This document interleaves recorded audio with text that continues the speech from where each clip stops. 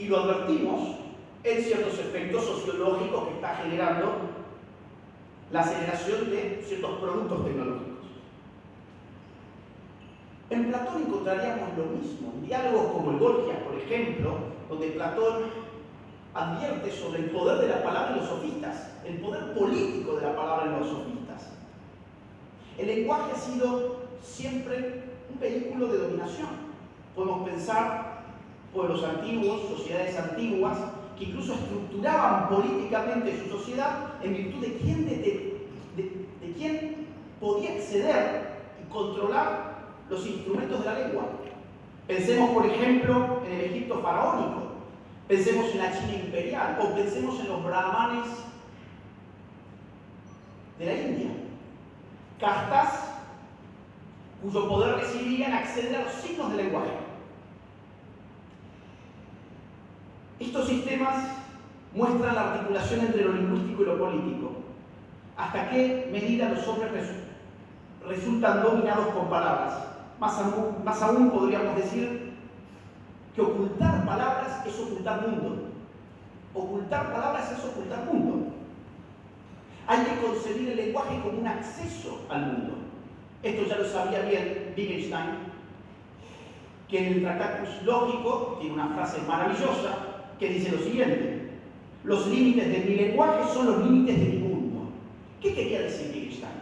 Quería decir que en el mundo se accede conceptualmente, lo accedemos con los sentidos, evidentemente. Yo sé si esto está frío o esto está caliente. Pero para conceptualizar las cosas, es decir, para incorporarlas al entendimiento humano, necesitamos de palabras. Es una gran pena en ese sentido que el lenguaje de los tiempos que corren se haya acotado tanto. Al acotar el lenguaje, acotamos las posibilidades de conceptualizar, con lo cual nuestro mundo se achica. Algo muy similar había dicho, miren, Rousseau, 2 siglos antes, en el Emilio. En el libro 2 del Emilio, dice así Rousseau: se forman las cabezas por las lenguas y los pensamientos se tiñen del color de los idiomas.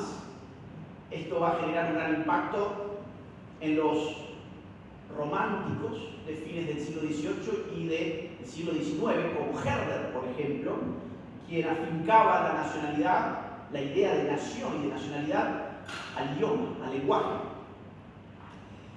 Los medios tecnológicos de comunicación, en la medida en que producen y procesan palabras, muchas veces también están en la base de las revoluciones políticas.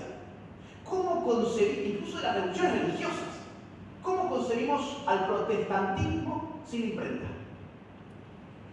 ¿Cómo concebimos las revoluciones del siglo XVIII sin la diseminación de libros, folletos, opúsculos, panfletos?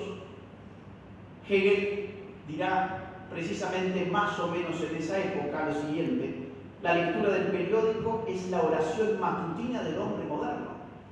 Modificar los medios comunicacionales implica consecuencias políticas. Gramsci, en el siglo XX, dirá sobre los franceses de poco más de un siglo antes lo siguiente: las bayonetas del ejército de Napoleón encontraron el camino ya allanado por un ejército invisible de libros, de opúsculos, derramados desde París a partir de la primera mitad del siglo XVIII y que habían preparado a los hombres y las instituciones para la necesaria renovación. Fin de la cita. Después vino la radio y el cine, y tuvimos la sociedad de masas de finales del siglo XIX y principios del siglo XX. Tuvimos también los totalitarismos. Marshall McLuhan, en comprender los medios de comunicación, hará la siguiente afirmación: que Hitler llegara a existir políticamente se debe directamente a la radio y a los sistemas de megafonía. La televisión llegó un poquito después y la política se transformó, como bien lo supo ver Giovanni Sartori en Homo Videns y Neil Postman en Divertirse hasta morir. Tanto se modificó que el primer debate televisivo lo gana un joven Kennedy frente a un deslucido Nixon, no por sus argumentos, no por las palabras, sino por la imagen, por la estética.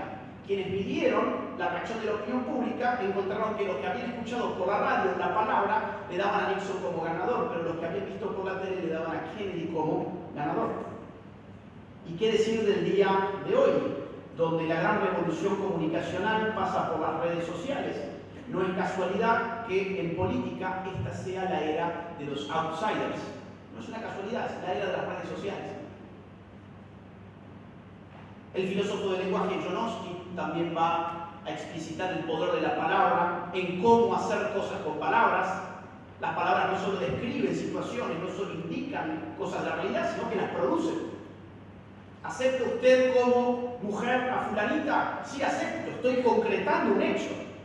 Estoy generando una realidad. Firmar un contrato. Prometer. Acusar. Alertar. Son formas de hacer cosas con palabras. O pensemos en otro filósofo contemporáneo, un jurista, Carl Schmitt, con su célebre definición de la soberanía. Soberano es aquel que decide en un estado de excepción. Pero para decidir hay que hablar. La palabra del soberano es el vehículo con el cual el soberano decide un estado de cosas políticos. ¿Qué es la palabra política? ¿Qué es el concepto político? Un discípulo de Schmitt, Koselleck, inaugurador de toda una corriente historiográfica, historia de los conceptos, define el concepto político como un concepto polémico. Los conceptos políticos siempre están sometidos a luchas por la determinación de sus contenidos. Y esos contenidos varían de acuerdo a las relaciones de poder. Por eso recuperar la palabra en la manifestación es el efecto y la consecuencia, es la causa y el efecto, mejor dicho, de que uno está recuperando el poder.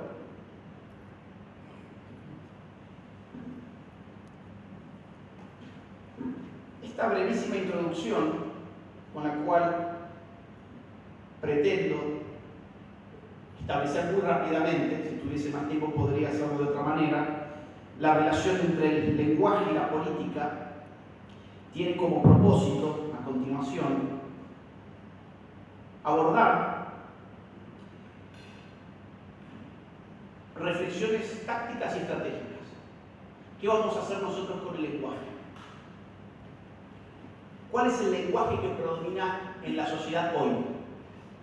¿Es el nuestro o es el de nuestros adversarios o nuestros enemigos, como ustedes lo quieran llamar? ¿Qué conceptos políticos se utilizan para interpretar la realidad? Las realidades políticas son realidades interpretadas y siempre se interpreta a través de marcos lingüísticos. ¿Cuáles son esos marcos lingüísticos que hoy ofrecen materia prima para la interpretación? ¿Son los nuestros o los de ellos? La batalla cultural por el reino del lenguaje implica varios movimientos tácticos y estratégicos. En primer lugar, hay que neutralizar las palabras malditas. Las palabras malditas son aquellas que tienen por función demonizar todo lo que tocan.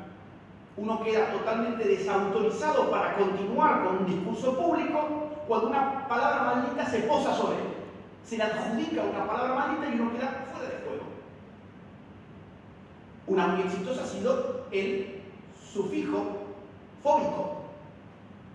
Cualquier tipo de afirmación que hiera los dogmas progresistas o socialistas se convierte entonces ya no en una posición alternativa abierta al debate racional, sino que se convierte en una fobia. Y la fobia es un sufijo muy vinculado al mundo de la psiquiatría desde el siglo XIX. Llamar a alguien de fóbico equivale a cerrar el debate por completo.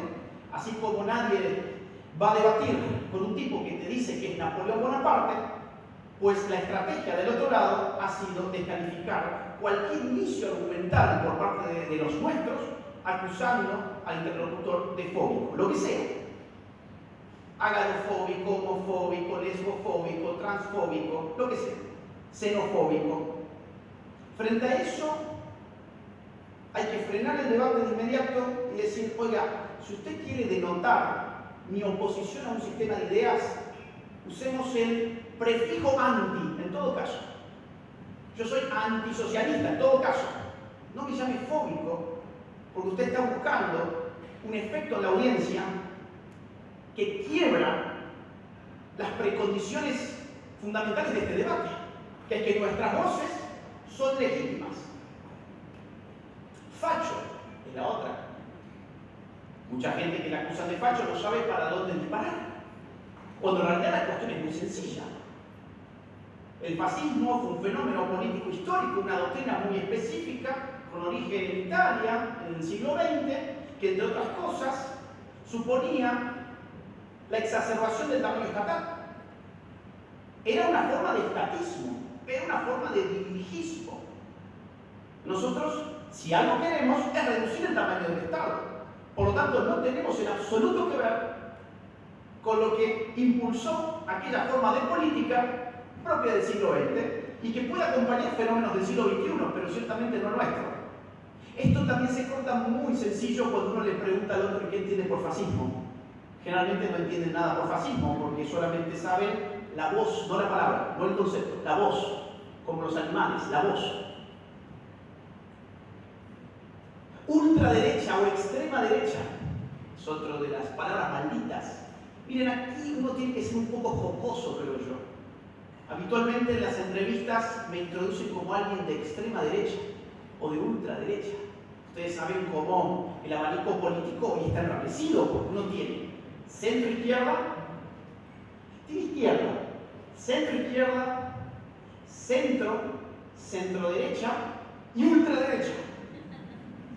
Es decir, acá te olvidaste la ultra izquierda y la derecha secas en todo caso. Hay dos grandes faltantes. Y uno lo puede tomar un poco la broma y neutralizar al otro, diciéndole algo más o menos así: no, vos estás muy equivocado, yo no soy de extrema derecha. Yo soy de mega, super, ultra, extrema derecha. De giga derecha.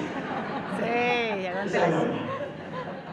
Entonces el otro que pensaba que te iba a condicionar, que te iba a pichonar, pues le desarmaste por completo. Y a continuación sí merece la pena dar una explicación. Pero ese momento de comedia política es necesario. La ironía acompañada de una explicación suele ser en este caso una forma muy, muy efectiva. En segundo lugar, hay que deslegitimar lo que yo llamaría las palabras talismán.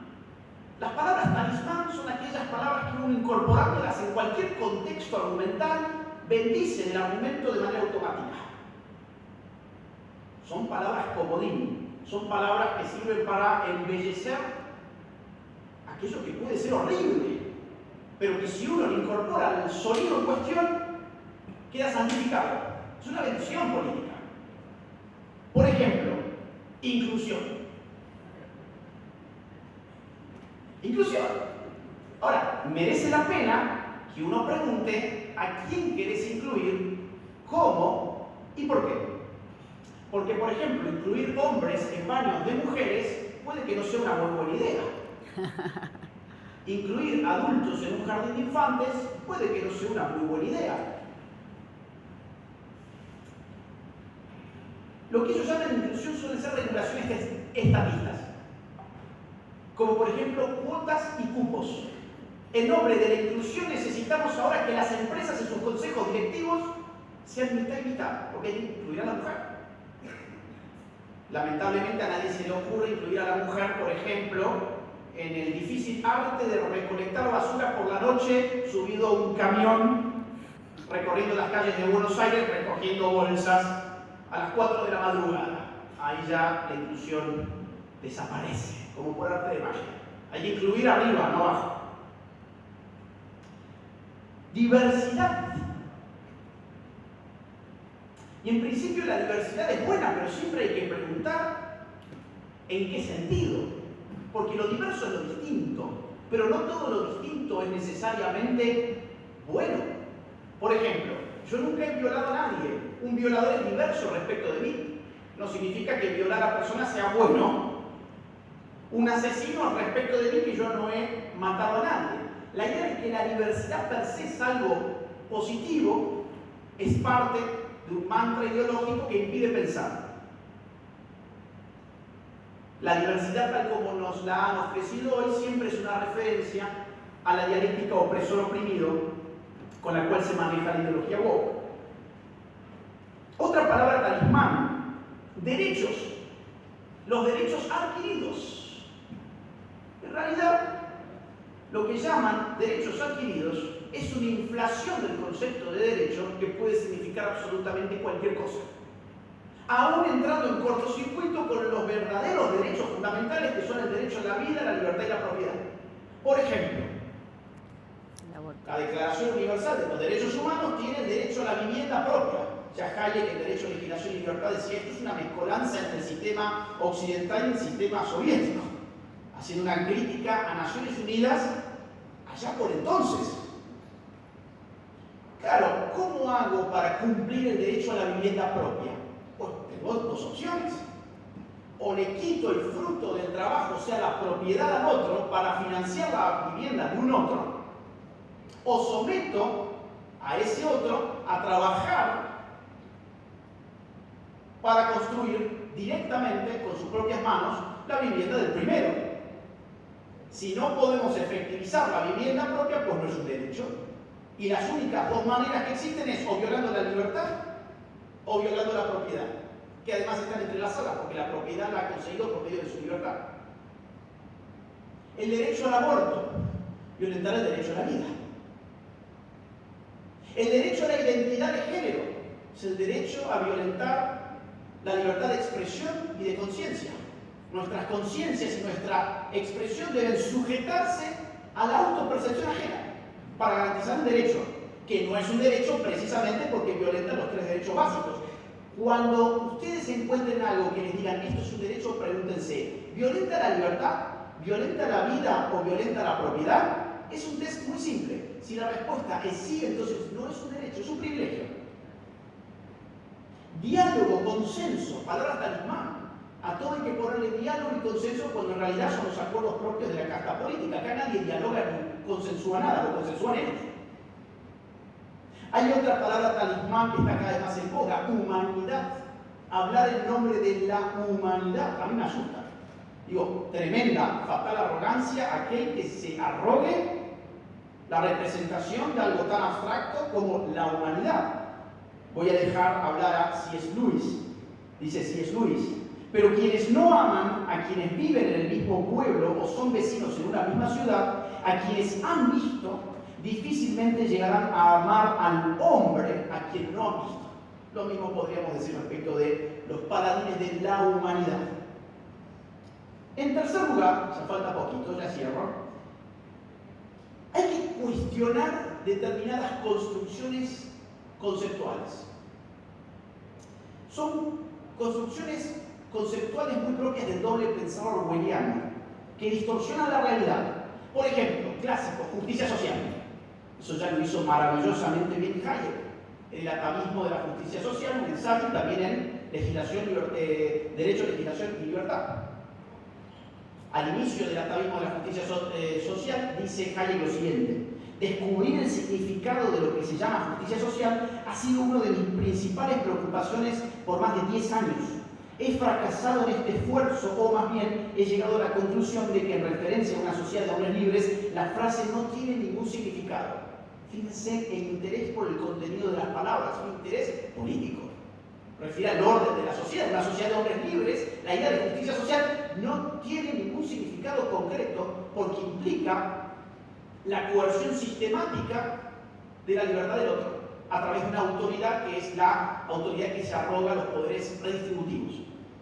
Y esto vendría, según la hipótesis de Hayek, como un atavismo moral, como una suerte de código moral heredado por tanto tiempo de organización tribal, a diferencia de los pocos tiempos que tiene la organización de la sociedad moderna capitalista. Interrupción del embarazo es otra construcción conceptual basada en doble pensar, errónea, porque hay toda la diferencia del mundo entre un proceso que se interrumpe y un proceso que se termina. Si yo digo, interrumpo esta conferencia porque necesito ir al baño, ustedes saben que se tienen que quedar aquí porque saben que yo regreso. Ahora, si yo digo, termino esta conferencia porque tengo que ir al baño, ustedes se van a empezar a mirar y van a decir, bueno, pues entonces supongamos que nadie hablara después de mí, pues entonces me levanto y me voy a mi casa. La interrupción siempre deja abierta la posibilidad de una reanudación, y esa es su diferencia esencial con la terminación.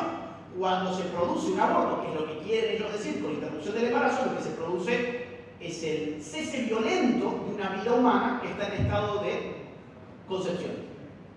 Pero si la disfrazamos de esa forma, modificamos la percepción del marco interpretativo que los hombres tienen respecto de ese acto concreto que llamamos aborto. Los manuales de IPPF, que es International Planned Parenthood Federation, para periodistas le recomiendan jamás usar la palabra ser humano, jamás usar la palabra bebé, niño y ni siquiera feto. Tienen que hablar siempre de interrupción del embarazo porque eso quita del marco interpretativo la idea de otra vida. Identidad de género es otra construcción conceptual errada. Porque ¿qué es la identidad? La identidad es un conjunto de atributos y características que estabilizan el yo, que le brindan continuidad biográfica. Por lo tanto, esas características, esos atributos, deben ser en sí mismos permanentes o por lo menos muy permanentes. Sería absurdo que yo diga que mi identidad es este saco azul. ¿Por qué? Porque mañana puede ser negro. Pasado mañana puede no existir. Cuando nos preguntan quiénes somos, respondemos con atributos identitarios que son permanentes. Me llamo Agustín Laje. ¿Qué implica eso? Implica que tengo un nombre que en general no se cambia, que vengo de una familia que no escogí. Tengo 35 años, implica que nací en 1989, cosa que no va a cambiar jamás. Soy argentino, cosa que tampoco puede cambiar. Hay una estabilidad en la identidad brindada por atributos que en sí mismos tienen que ser estables. Pero el género es todo menos estable, porque el género está abierto a la redefinición constante. Si hoy puedo ser hombre y mañana puedo ser mujer y a eso le llamo género, pues entonces ese no es un atributo de identidad. El sexo sí es un atributo de identidad, ¿por qué? Porque es permanente. Hablar de un derecho a la identidad de género es una contradicción en sus términos, porque el género nunca puede brindar identidad en la medida en que el género sea una autoconstrucción contingente. Discriminación positiva. Ahora resulta que la discriminación efectuada por el Estado, categorizando a las personas según sus identidades woke, siempre, es algo positivo, es una forma de discriminación positiva porque viene a reparar opresiones históricas, cuando en realidad es tratar a las personas desigualmente frente a la ley. Hoy me enteré de que en Pensilvania han lanzado una línea de créditos y uno solo puede pedir ese crédito si es afroamericano. Si uno es blanco no puede pedir ese crédito. Y eso le llaman discriminación positiva, que por cierto es una doctrina impulsada por la CIDH, la Comisión Interamericana de los Derechos Humanos. Lenguaje inclusivo es otra construcción conceptual absurda. No vamos a incluir realmente a nadie diciendo todes o amigues. Para incluir a las personas, en primer lugar hay que expandir el dominio del lenguaje. Es muy fácil venir aquí y decir, hola a todos, estoy muy contente. Es muy fácil. Ahora, eso ha cambiado nuestra relación en absoluto. Pero con eso han conquistado el corazón de muchos jóvenes que querían ser protagonistas de una revolución que no fue, una farsa. Por último, cierro con esto. Hemos visto entonces 4 movimientos tácticos con este. Hay que resignificar conceptos y reapropiar imágenes. Hay que resignificar conceptos. Esto es una propuesta, está abierto a crítica, evidentemente. El primer concepto que yo resignificaría y reapropiaría es el concepto de pueblo. El sistema democrático moderno está basado en la existencia de algo llamado pueblo, que es muy abstracto y muy complicado de definir. Ahora, uno puede definir al pueblo, como hizo el kirchnerismo, a través de lo que Heraclio llama una cadena equivalencial, en este caso de características miserables, o uno puede definirlo en torno a una cadena equivalencial de características virtuosas. ¿Qué es el pueblo argentino? ¿Es un normalica? ¿Es el delincuente que te roba y sale al día siguiente? ¿Es el vivo que vive de tus impuestos? ¿Es el político corrupto? ¿Es Alberto Fernández? ¿Quién es el pueblo? Bueno, la definición del kirchnerismo del pueblo era muy concreta, insisto, al calor de las teorías de Alberto Laclau. Ahora, nosotros, entiendo yo, estaríamos perdiéndonos de algo muy importante si en lugar de redefinir al pueblo, diríamos el pueblo es malo y el pueblo son ellos. No, el pueblo somos nosotros. Y el pueblo significa lo mejor de nuestra gente, lo mejor de nuestra cultura, lo mejor de nuestra historia, las potencialidades humanas que tenemos los argentinos. Como toda nación, hay vicios y virtudes. Pero empecemos a llamar pueblo a lo bueno, no a lo malo, como hicieron los anteriores. Tampoco les entreguemos a los anteriores esa palabra. En segundo lugar, patria. Miren, la palabra patria estuvo en el centro de las revoluciones liberales del siglo XVIII. Y patria significaba, el patriota venía a acabar con el antiguo régimen y establecer un marco de igualdad de la ley y de soberanía popular, tanto en Francia como en Estados Unidos. We the people, nosotros el pueblo.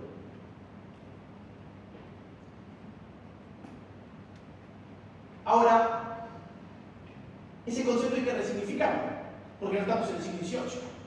¿A quién le llamamos patriota hoy? Yo diría, patriota es hoy el que se enfrenta al partido del Estado.